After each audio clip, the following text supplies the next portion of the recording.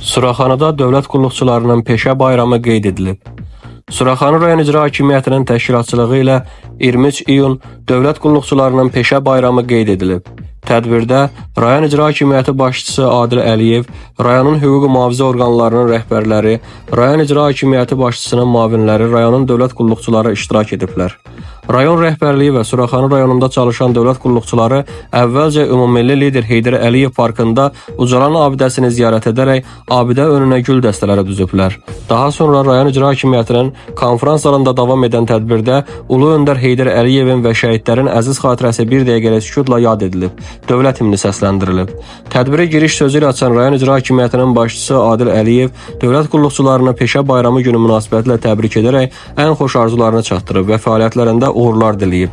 O bildirib ki, dövlət qulluğunda çalışmaq böyük məsuliyyətdir.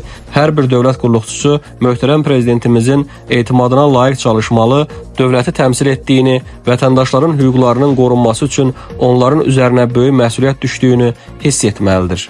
Həmçinin tədbirdə iştirak edən rayon prokuroru Rəşid Mahmudov, Dövlət Təhlükəsizlik Xidmətinin Suraxanı rayon idarəsinin rəisi Rauf Məmmədov çıxış edərək dövlət qulluqçularına peşə bayramı münasibətilə təbrik edib və bildiriblər ki, dövlət qulluqçularının işi daim ictimaiyyətin diqqət mərkəzindədir. Onlar fəaliyyətlərində humanizm və sosial ədalət prinsiplərinə əsaslanan mənəvi normaları rəhbər tutmalıdırlar. Tədbirdə dövlət qulluğunda səmərəli fəaliyyətinə görə fərqlənən rayonun bir qrup dövlət qulluqçusu rayon icra hakimiyyəti başçısının fəxri fərmanları ilə təltif ediliblər.